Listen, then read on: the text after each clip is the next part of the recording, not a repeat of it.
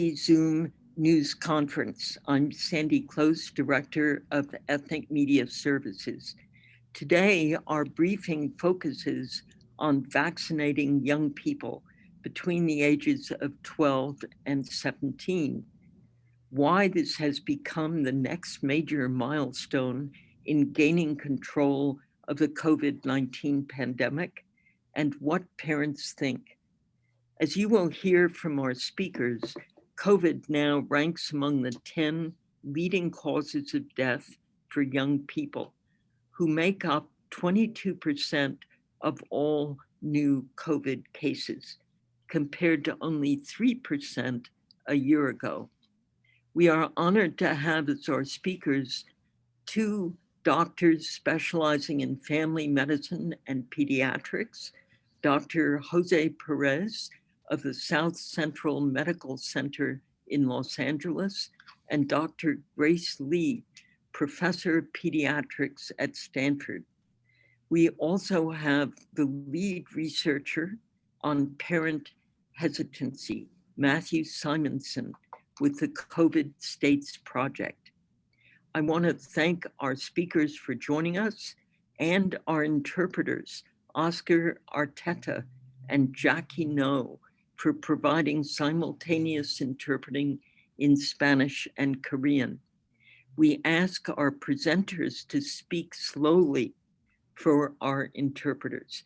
If you speak too fast, our moderator will interrupt to ask you to slow down.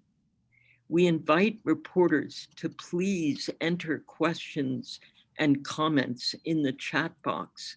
We will take questions for each speaker and again at the conclusion of the panel. We will also send a video of today's briefing. We are live streaming it in both English and Spanish, and we will send extended bios for each of our speakers to all our participants, and my hats off to all our media. Really thanks to you for your regular attendance on these Friday Zoom news briefings. You are what make it happen. So now I'm turning the conference over to today's moderator, Sunita Sarabji, and my thanks to both Sunita and Pilar Marrero for coordinating these briefings. Sunita. Thank you so much, Sandy. Welcome to everyone today. Let's just start right off with Dr. Jose Perez. He's the Chief Medical Officer at the South Central Family Health Center in Los Angeles. Dr. Perez, welcome. Thank you. Good morning for having me. Thank you. I believe that you are going to be discussing some of the socioeconomic barriers that keep people from getting vaccinated, and perhaps some of the hesitancy that you've seen on the ground with parents, and some of the questions that you've been asked about why children should get vaccinated. Yeah, at our center, we take care of about 27,000 patients. The majority of our patients are Latino working families, with about 10% African American. And for us here, our experience has been that one of the major reasons for lack of vaccination is access to time off from work. Most of our patients work in low income types of jobs, like restaurants and day laborers. And so it is a burden for them to take a day off. They just got back to work, and now they have to juggle being back at work, still having their children at home because they're not attending school, and now having to juggle having to take one extra day or extra half a day in order to come to the clinic and get their children vaccinated. The County of Los Angeles has done a tremendous job in putting up massive vaccine areas, but they all require a car, and most of our patients use public transportation. So that is an added barrier when you can't take time off from work, and then you have to jump on a bus to go get your kid, and then bring back your kid home, and then set up and go to work. that usually takes an entire day to do. So our patients are being asked to basically choose between earning a day's living for the day and or vaccinate their children. So so you can see how that is a tremendous barrier. Now, most of us who don't, who are better off financially and economically may not think twice. We just asked our boss, hey, listen, I want to take a couple of hours off. I'm going to take my kid, I have no problem, jump in the car, take the kid to the clinic and be done in an hour or two. That is not the case for most of our patients. And so by far, that is one of the biggest barriers that we have identified at South Central. The other one is just equally as important is the vaccine hesitancy. Um, it cannot be denied the role of social media. There is so much poor information out there. For example, I had a patient last week actually who asked me about vaccinating their child, and she was concerned that she heard somewhere in the media that the vaccine causes infertility. And so obviously I took time. I educated the mother, and I and let her know that there's not such case, that there's no link between the use of the vaccine in adults and the studies in children that points to infertility. And so the role of people of color like me and professionals of color like me become very important. I think our patients trust their providers, trust people that look like them. And so I'm very, very happy to be a part of this forum because I know that the more we reach with folks that look like me, encouraging our patients to get vaccinated, the more likely they are to listen to our voices and not to those crazy voices out there in the internet world. Um, the last major barrier, at least for South Central patients, it has to do with immigration status. Um, our patients who are undocumented have a fear of government, and with the last administration, when they put in place the inability of folks looking for green cards and immigration papers, not utilizing government services, lest put in danger their status, plays a major role. You know, some of our patients, whether it's their children or themselves, don't want to come to clinics, don't want to go to county facilities in fear that the utilization of this particular service will put in jeopardy any kind of legal immigration status that they are waiting for to conclude. Along with the immigration status is lack of insurance, health insurance. You know, most of our patients are low income and do take advantage of Medi-Cal, but we have quite a few that do not.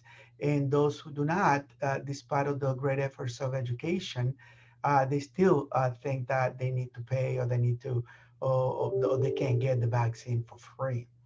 So at South Central, along with many of our sisters federally qualified health centers in LA, doing massive campaigns of education in the particular languages that our patients that speak.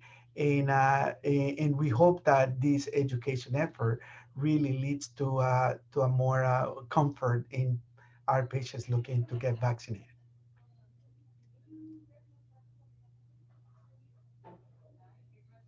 Thank you, Dr. Perez. There's are a number of questions for you, but I would like to start out with just access to your clinic itself.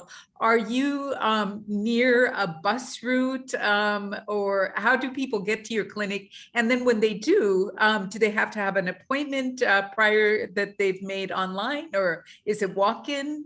Yeah. So yes to all of the above. So all of our clinics are located within walking distance of buses and train stations. We take any comers, whether you have an appointment or not, and whether you are a patient of ours or not. Anyone who presents to our clinic will take bits of information, demographic information like your name and your ethnicity for reporting purposes to the federal and state governments. But anybody can walk through any one of our 9 centers and get vaccinated. In addition to that, we have what we call pop-up vaccination clinics. We currently have 2 school-based clinics where we're vaccinating the school families. And beginning next week, we're going to begin vaccinating the students as well. So we are looking into all of our tools in our tool chest to be able to grant the most access to the most number of people, because this is the only way that we're going to beat this pandemic. Absolutely. Our first question comes from Araceli Martinez. Araceli? Hello, Sunita. Hello. Thank you for the opportunity. Dr. Perez, do you have information about how the Latino youth is responding to the COVID vaccination? And if you have more specific about our community, and because I also read that many Latinos are not going to get the vaccine. So I don't know if you can address this, please. Yeah, so for children, obviously, children are going to follow their parents' lead, because after all, the parents have to agree to vaccinate the children. We can't vaccinate children without the permission of the parent. So it is mostly the adults that we are targeting for educational activity. What I've found especially with our adolescent Latino kids, they are plugged into social media, but they seem to be more in tune with being vaccinated. They seem to have a lot more and better information that their parents do. And most of the time, it is our children, our adolescents, that are actually helping educate their own parents and trying to change their mind in those cases where they do not want to get vaccinated themselves. So it is a give and take. As you know, the Pfizer vaccine has been approved for children ages 12 through 17. So and this is the group that is very active in social media. And at least in South Central, our experience is that our adolescents are very willing to take the vaccine. Terrific. And I've heard sort of tangentially that teenagers are helping their grandparents also to get vaccinated. Is that the case at your clinic? It is. In fact, initially when the vaccines came out, because we were trying to ramp up our capabilities, we started by appointments only. And if you remember back, I don't, feels like ages ago, but it's 6-7 months ago. The first group to be targeted were those 65 and older, and most of the time, this group of patients are the least technologically savvy, so they had to rely on their younger grandchildren to make appointments and access the web to make appointments for the vaccines. So that had a great impact, I think, for young people when they had to help their elderly grandparents and made the connection with how important it is to be vaccinated. Absolutely. Our next question comes from Vidya Seturaman. Vidya, could you unmute? Hello. Hello. Just have a question on the dosages that's going to be given to the children. Most of them, if you start from 12-year-old, they are between 60 to 80 pounds. So how are the dosages going to be given for them? There is no changes in the dosage. The dosage, it is the same for children. There is no adjustment from 12 years to 17.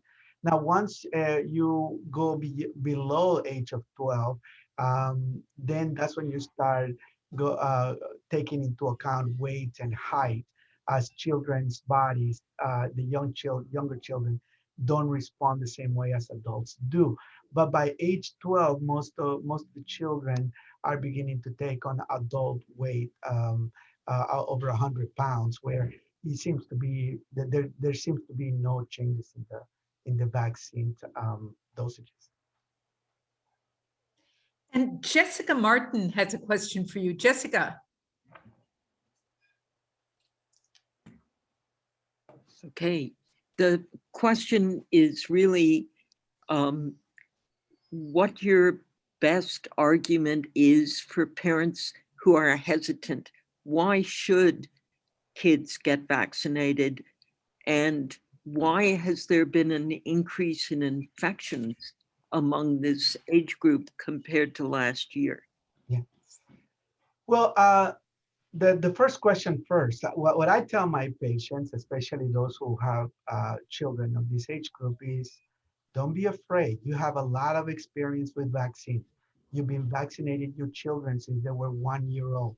We have extensive experience with vaccine. We don't see kids suffering from polio or dying from varicella or dying from rubella or the mumps. And the reason for it is because we've been vaccinating our children for so long. And those who hesitate regarding the COVID vaccine, the education part is the COVID vaccine went through the same rigorous testing and the same rigorous scientific evaluation as all other vaccines. The only difference is that the scientists dropped everything that they were doing and concentrated on this. And the timeline is what ended up being compressed. But there has been no short circuitry, no short change in the way that this vaccine was developed, evaluated, and finally emergently approved in order to be given safely to folks. So, so I asked my parents, just reach back. You know, when your child was 1 year old and we were giving you your pneumonia vaccine, your polio vaccine, were you hesitant? Or did you trust it? And if the answer is yes, then I would say, then you should trust this one as well, because it goes through the same process. And the second part of that question, can you repeat it, please? Sure. Why has there been an increase in infections in the young, in the children and youth category compared to last year? What's happening? Yeah. Why are they getting infected? Yeah, I'm sure the other panelists will have numbers to show, but from my standpoint as a primary care physician, it is the opening of society. You know, more children are going back to school, more children are going out into public places, and so therefore they are getting exposed more. The one thing that children do when there's not a pandemic is that they go to school. That's where they spend most of their day. We removed that. All of last year, they were all at home. So of course, they were not being in contact with somebody else's mucus and that can get them the infection. Well, we are removing that particular protective barrier. And so as they go out into their normal environment, they come in contact. The children, especially young adults, are very social. They hug, they kiss, they mess around, and they do clearly the activities that we know are risk factors for the transmission of the virus. Dr. Perez, I'd like to ask one more question before we move on. Dr. Mark Ghali, the California Department of Public Health Director, suggested at a news conference a couple of weeks ago that vaccination would not be mandatory for attending public schools. Do you agree with that decision, or do you think that it should be mandatory? Yeah, we already, again, I would reach back to what we know works. Children have to be vaccinated before they enter school. It's a mandate from the time that they enter into elementary school. So I would say to my colleagues and to society at large, we've done this before. We don't have a pandemic in polio. We don't have a pandemic in varicella or mumps or rubella. And the reason for that is that we mandate that our children get vaccinated. This should not be any different. If you want to protect your children, and by extension, protect the elderly family members, then we should make this mandatory. Absolutely. Could you take one more question from Jorge Macias? No problem. Thank you, Jorge. On mute. Dr. Perez, good morning. Buenos días. Buenos días, caballero. Okay, Dr. Perez, you mentioned many obstacles, many problems that Latinos face in the past in order to get the vaccine. But that problem is not here anymore. The vaccine is free and available for everyone. And I believe that we are focusing our attention in something that is not happening right now.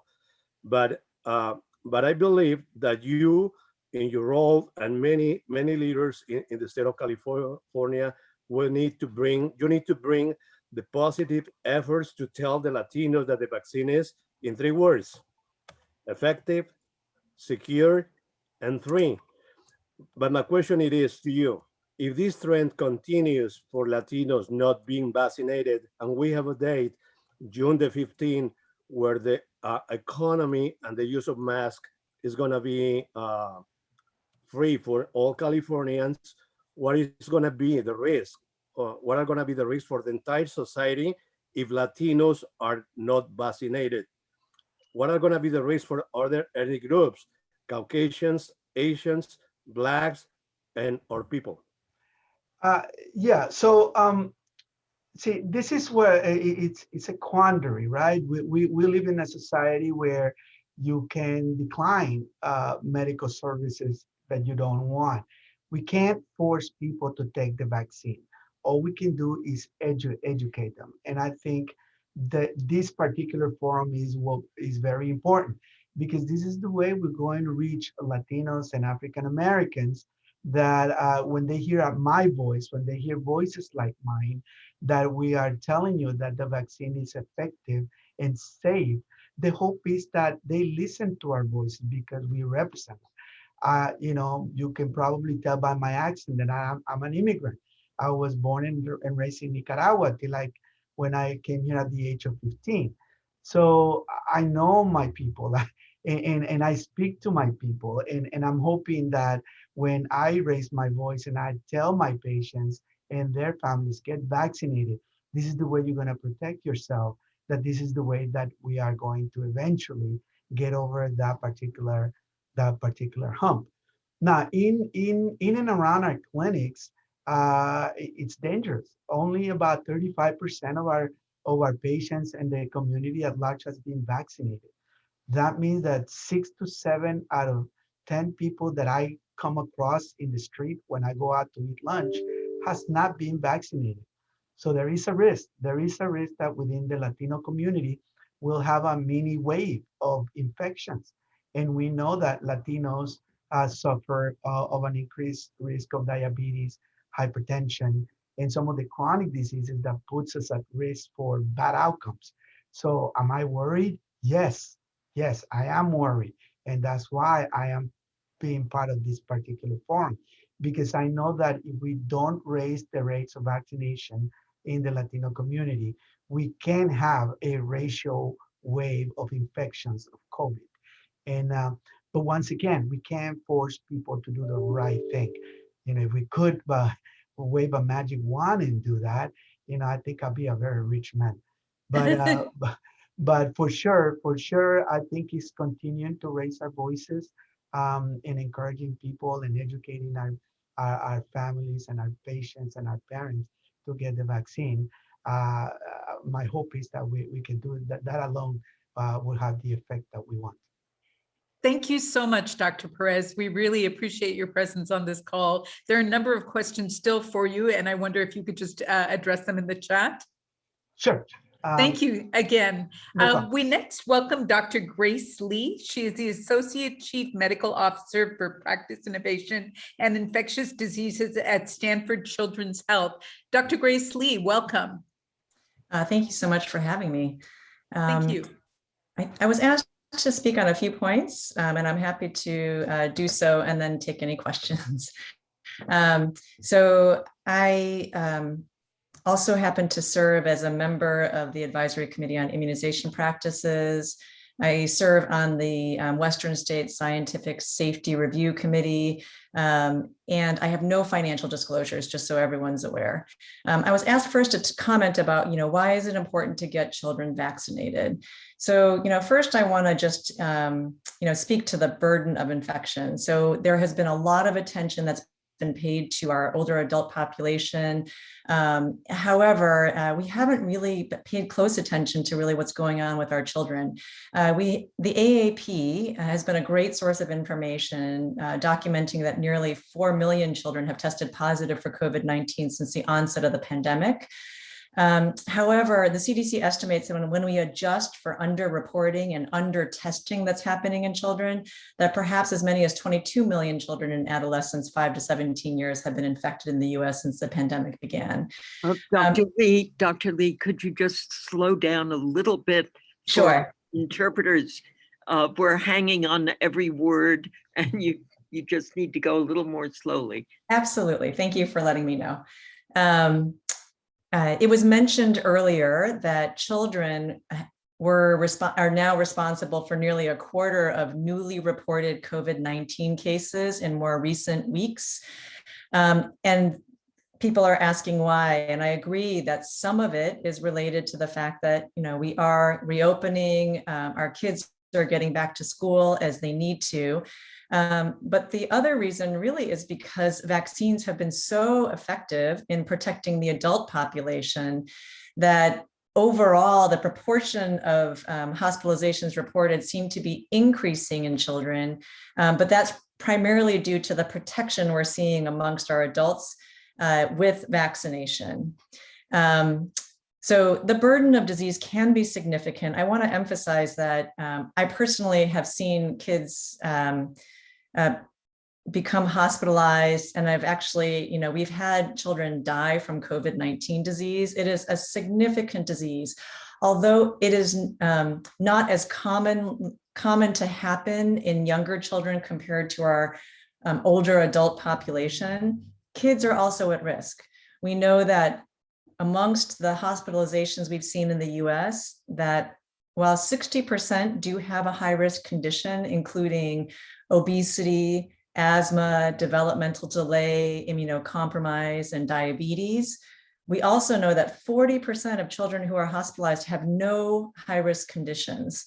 And so we can't predict who's going to be hit more severely by COVID-19 infection amongst our children, our pediatric population.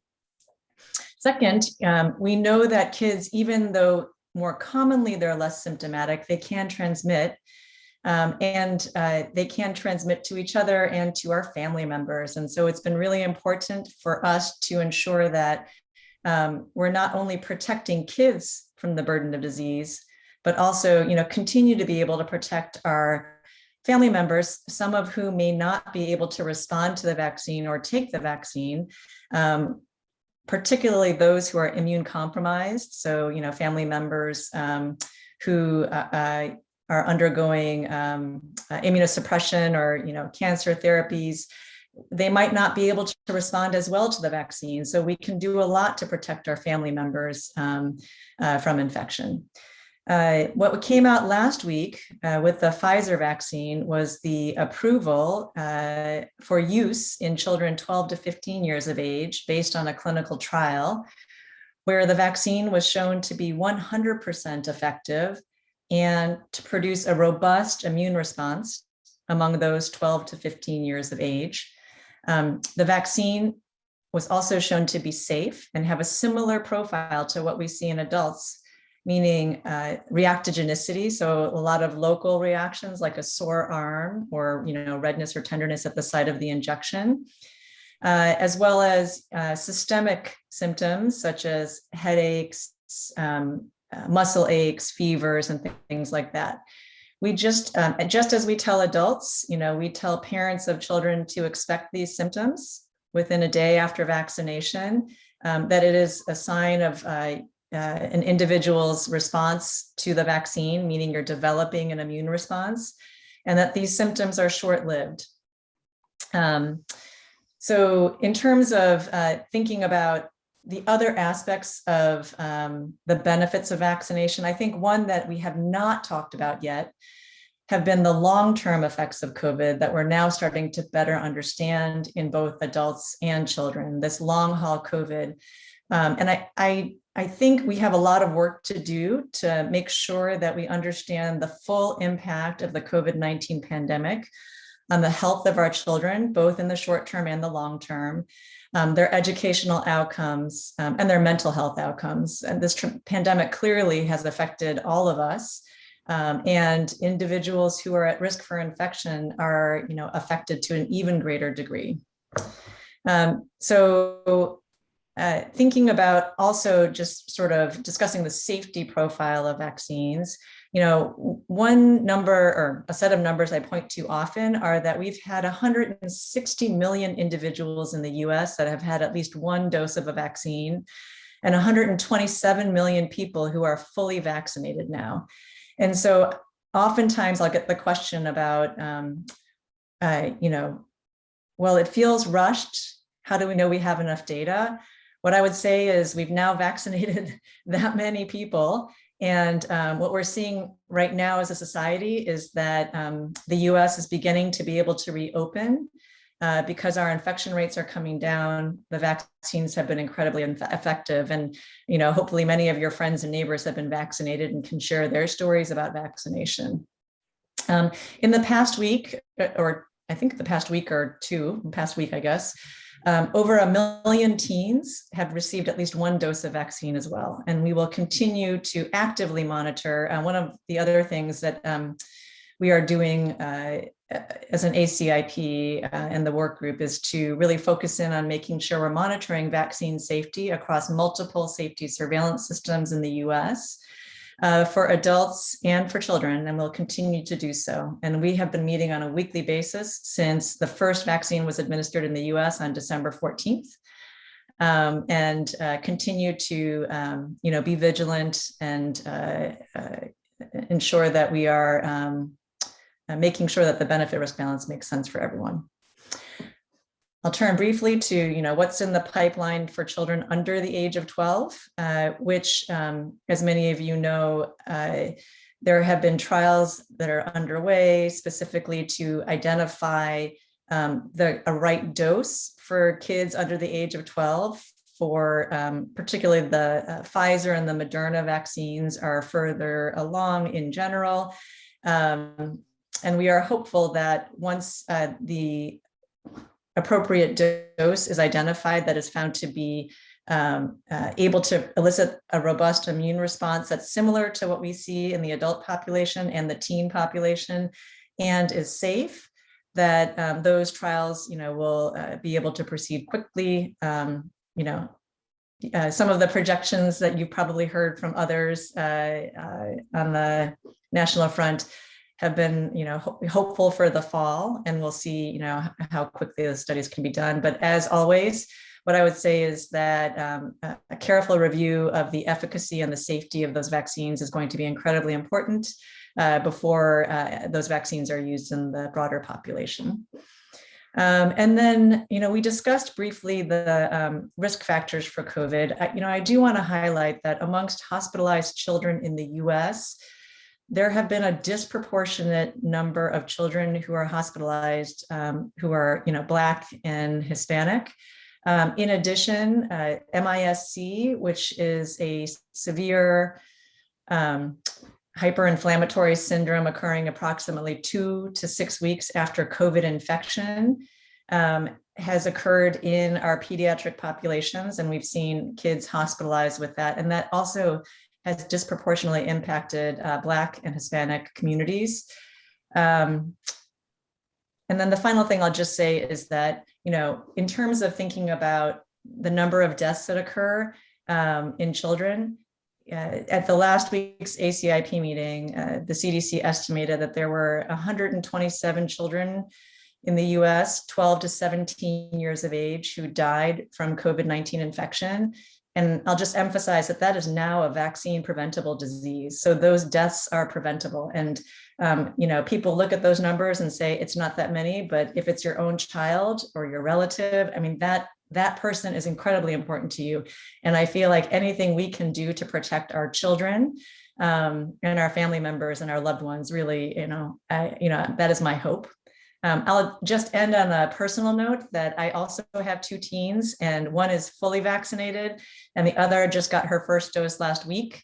So I am feeling very, confident that the benefits of vaccination really outweigh what we anticipate in terms of side effects, and would encourage others to also be able to think about feeling comfortable vaccinating our kids, because it helps to protect them from getting sick, and also enables them to be able to engage with more confidence in the activities that they want to return to. So school and all the other things that they would normally do. And I'm happy to take any questions. Thank you, Dr. Lee. I'm going to start off with a question. There are several questions for you in the chat, but do symptoms of COVID in children look different than symptoms of COVID in adults? And could you tell us what those might look like? So of those children who become symptomatic, I would say that the types of cases that we tend to see in the hospital have been similar to adults, in that there are some kids who present with respiratory symptoms, and that is a more typical presentation in adults. I think what's different about children is this multi-inflammatory syndrome in children, MISC.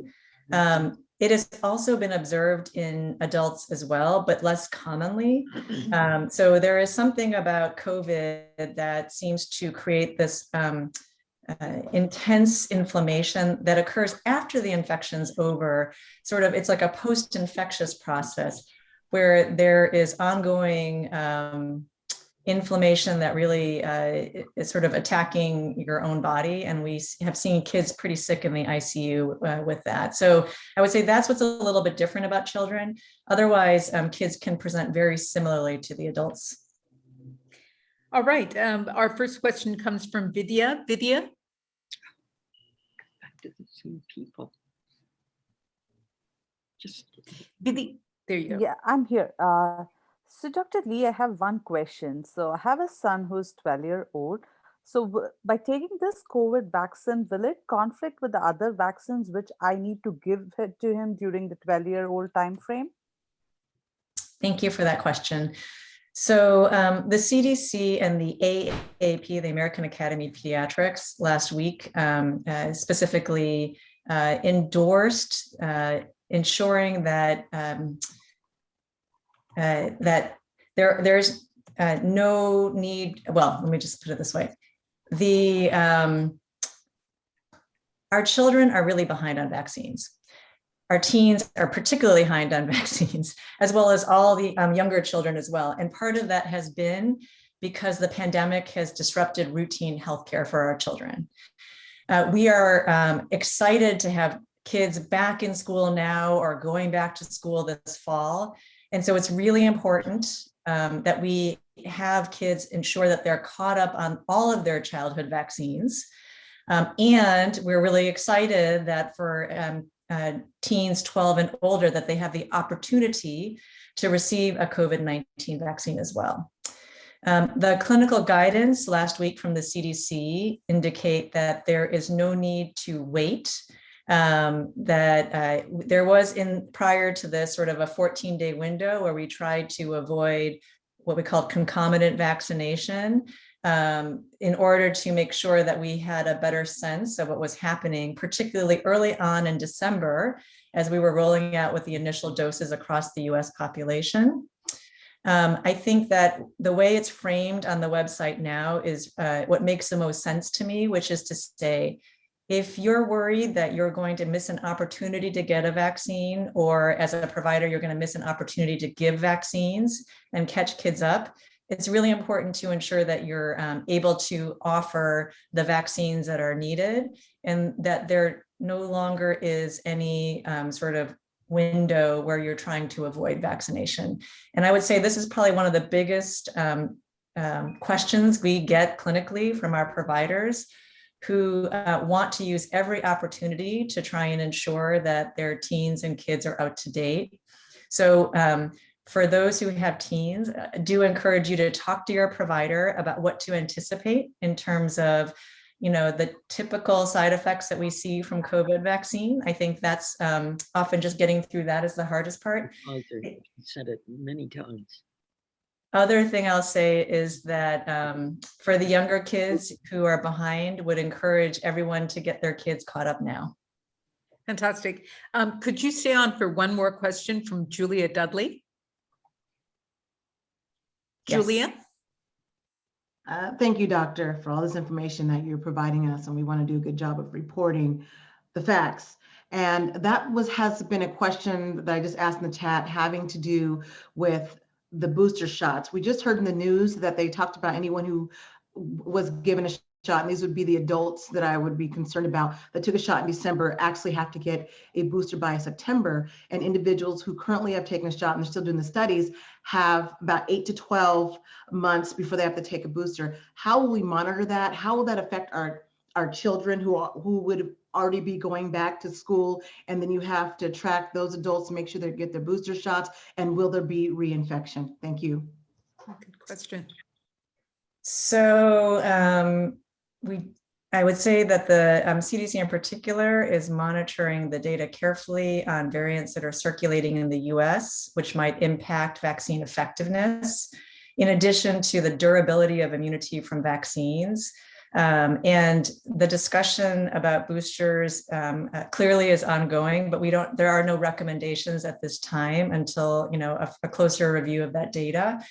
In terms of thinking about what to expect, for the kids who are getting vaccinated now, what we are seeing is that a durable immune response, at least for 6 months, and would anticipate that those questions will probably come up for the adult population first, given the way that the vaccines have rolled out in the US. And that, we'll keep everybody updated as more information evolves. But, fortunately for the most common variants circulating in the US right now, the vaccines continue to be incredibly effective. Dr. Lee, thank you so much for all the information that you've provided. There are several questions for you in the chat, and I wonder if you could address those before you hop off. Once again, thank you so much. We move on to Matthew Simonson. He's a researcher with the COVID States Project and the lead author of the report, Vaccinating America's Youth. Matthew, welcome. Thank you. Thank you for having me. I'm delighted to be on this press conference. And thank you all for great questions so far. I can tell that you all have really been doing your homework and staying on top of the news and the announcements about the vaccine. I can imagine it must be a rather frustrating time to be a journalist covering this issue, because you write something one week and then the next week there's an announcement from some government agency that seems to overrule what you had just said. And I think that we scientists also share that sort of frustration, because really, as a country, as a world, we're right now on the front lines of science and we're seeing it evolve. And we're not used to, as a society, seeing the answer, the ground truth, changing before our very eyes. But that's truly how it is. The government truly did have genuine concerns about the Johnson & Johnson virus and Johnson & Johnson vaccine. They reversed course, paused, and then they got more information and updated and declared it totally fine and safe. And I think that part of the reason we see vaccine hesitancy in our wider survey of the American population is that just people aren't used to the experts being uncertain. There's already a fair bit of distrust of expertise in this country and of academics and of scientists, although fortunately there is much greater trust in scientists and in government science agencies than in politicians, according to our survey results. So we still do have, as a country, a high respect for doctors in particular. But I do think that part of the reason that we have been struggling as a nation, and to some extent as a world, is that we're like a bunch of children looking to our parents for the answers, and our parents are still figuring the answers out. And so, it makes it hard to cover as a journalist. It makes it hard to make decisions as a parent. We conduct the COVID States Project, of which I am one of the members, is a consortium of Harvard, Northwestern University in Illinois, Northeastern University in Boston, where I'm a PhD student, and Rutgers University in New Jersey. We have been carrying out a survey of about 25,000 Americans roughly once a month since the pandemic began last spring. And throughout this survey, we've been tracking people's attitudes toward vaccines and other public health behaviors, whether they're wearing masks, whether they believe that coronavirus is a made-up conspiracy, and so forth, all kinds of things. And we've focused recently in a report I was lead author on earlier this month about what parents' attitudes are toward vaccinating their kids. And what we have found is a substantial gender age gap. More than anything else, the story here is that young moms are highly resistant to vaccinating themselves or their children. And we found back in February that attitudes toward vaccinating yourself really do go hand in hand most of the time with attitudes toward vaccinating your children. So we divided parents into those 35 and younger, or 30 or 36 and older.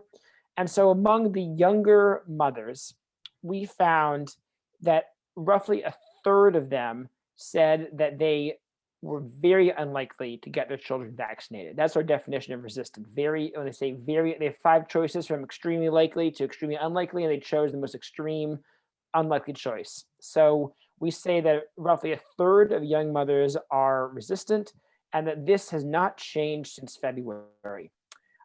In contrast, fathers of all ages are between 10 to 15% resistant. In fact, fathers have become less resistant in the past few months. So father resistance went down from 14% in February to 11%. And this gender gap is particularly important because mothers are the ones who are most involved in making these decisions about their children's health. So there have been a couple studies before the pandemic in New Zealand about why do parents get their children vaccinated or not. And it found that mothers' attitudes had a strong correlation with whether the kid got vaccinated later on, and father attitudes in one study had no effect, and in the other study had sort of a weak effect. So in New Zealand, seems like a reasonable proxy for the US culture-wise. There have been other studies in developing countries and throughout Africa and Latin America, but this is the closest thing we have to prior knowledge about how parent attitudes translate into following through on actually getting kids vaccinated. And it seems like it really is mothers. So that's why we're quite concerned that resistance is so high. Prior to the pandemic, while there was some skepticism and hesitancy around childhood vaccinations, nearly all children eventually got vaccinated. We were worried that rates of children having their vaccinations delayed or getting exemptions were creeping up to 4%, 5%. I mean, we would love to have numbers like this now with the COVID vaccine, because we're seeing, again, about a third of mothers saying, no way, my child isn't getting one. Moving on to race, I have a slightly more positive story, which is that for once we don't see African-American and Latinx families lagging behind white families on an important public health outcome. Asian American families, as is often the case, are ahead of the curve. Asian American parents are less resistant to getting their children vaccinated than any other group, while Latinx, white, and African American families are all statistically about the same place. They're statistically indistinguishable from one another. And so there is some hope there. And I will say that we've been wondering, throughout the course of the virus, how different cultural factors will affect different racial groups. So, for instance, does the legacy of the Tuskegee experiments and government experimenting and doing medical tests in African Americans leave a bitter taste that significantly affects African American attitude toward vaccination? Is it just suspicion of government in general, in which case you would expect Latinx and African American families to have more similar views? But at this point in time, parents of all races, except for Asian Americans, who are the most pro-vaccine, seem to be roughly the same place by race. However, socioeconomic differences are still very important. So we see large gaps between families who have a household income of under $25,000 a year. They are the most vaccine resistant. Families making over $150K a year are the most pro-vaccine. Same divide across education. So those with only a high school diploma are the most vaccine resistant, and those who have a graduate degree are the most pro-vaccine when it comes to vaccinating their children. Finally, I'll briefly touch on parent resistance according to how old their kids are. And we do see that parents of teenagers are slightly less resistant than parents of little kids. So this is actually quite encouraging because we know that this is the order in which people get access to the vaccine. Right now, teenagers can get it. Next, it'll probably be elementary school, primary school age kids. And finally, it'll be the smallest ones. And so hopefully there can be this trickle down effect whereby right now, the group that is least skeptical, the parents of teenagers, maybe they'll get their kids vaccinated, and then the younger siblings will say, well, wait a minute, so-and-so is allowed to go out and play with his friends, or all my friends who are a year older than me in school are allowed to go to this birthday party. I personally know, I'm not a parent myself, but I know parents who have teenagers who are very good at, let's say, lobbying or whining, depending on how you want to phrase it.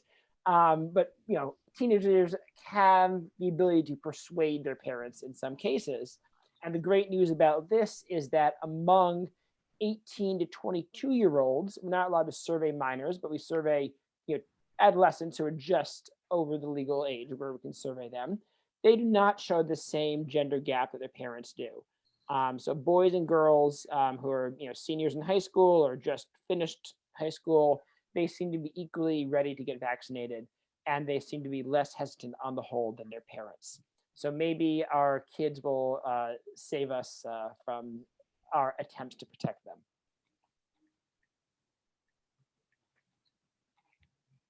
Terrific. Thank you so much. I have a question for you, and then there are a few questions in the chat. Did the survey include questions on where parents were getting their information from? And to what extent do you believe that influenced their decisions? That's a great question. So we do see a correspondence more broadly, not in the children vaccination issue specifically, between misinformation and social media usage, which I don't think will surprise anyone. And we do see that there is more information, more misinformation among people with lower socioeconomic status. Now, specifically on parents and misinformation, I just ran some tests right before this call, and we found that parents are less likely to think that the vaccine is safe and reliable. 67% of parents versus 73% of non-parents. They are less likely to say that the benefits outweigh the side effects. So 44% of parents say benefits outweigh side effects. 55% of non-parents say benefits outweigh side effects. And then about what we were addressing earlier in this press conference about, is it fully tested? Is it truly approved by the government? Is it, has it gone through all the right rigor? It's a smaller gap. 59% of parents believe that it's been properly tested, 62% of non-parents. But the biggest gap is this infertility myth. So we present a number of myths about the vaccine, and then we correct those myths later in the survey. And we ask them, is this true? Is this false? And so 16% of parents are concerned about vaccines causing infertility. 7% of non-parents think vaccines cause infertility. So perhaps that truly is a parent-specific concern. And although interestingly, men have the higher concern about infertility than women. So can't quite explain why it's the young mothers who are so worried. Interesting. Manny Otico has a question. Manny.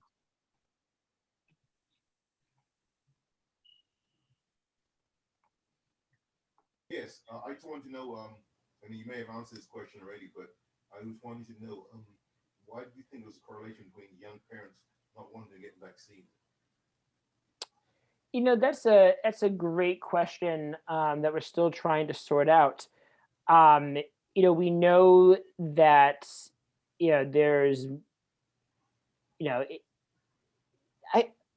I'll give you my, you know, anecdotal theory, which is I really think that it's a big part of what's going on here is our social networks and who we interact with.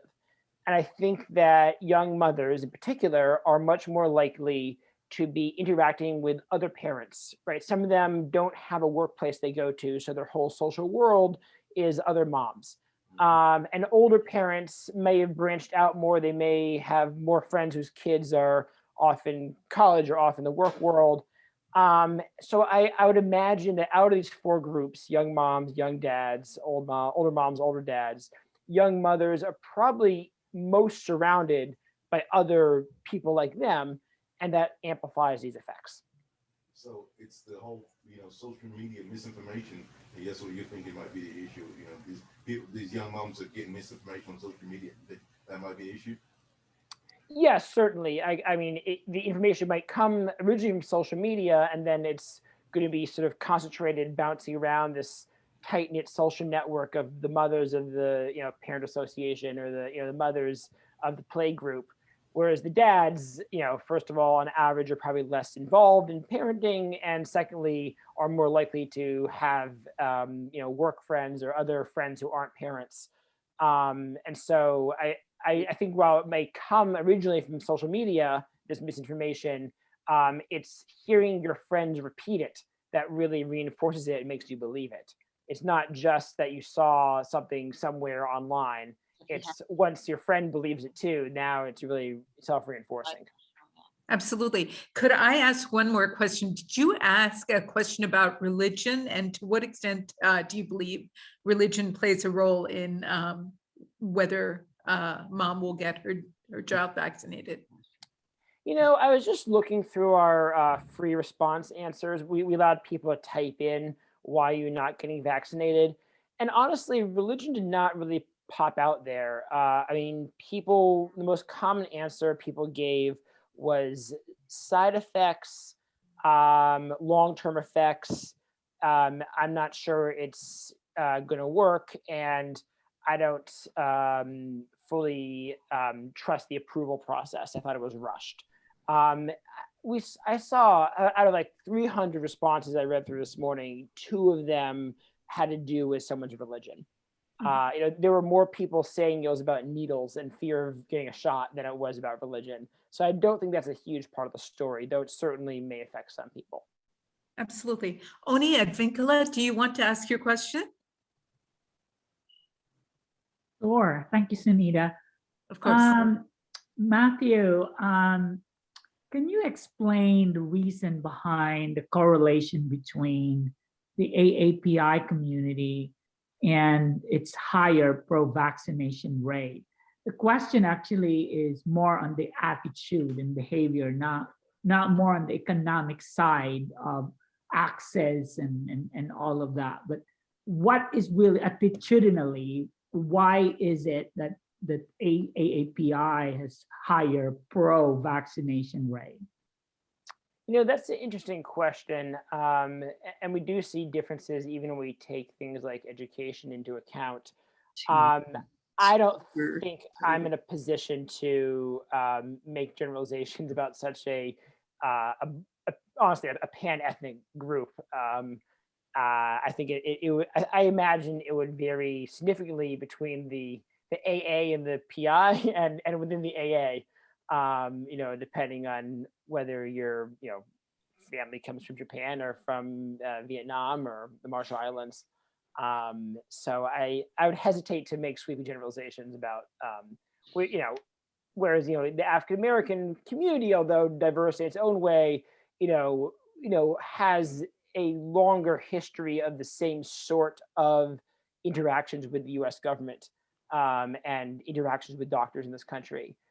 Whereas I think that among populations that are largely immigrant, including Hispanic immigrants, their experiences with vaccination in their parents' countries, their grandparents' countries might vary a lot more. So it is very hard to make generalizations about why the children or grandchildren or first generation immigrants feel the way they do, because it's going to depend on their country of origin.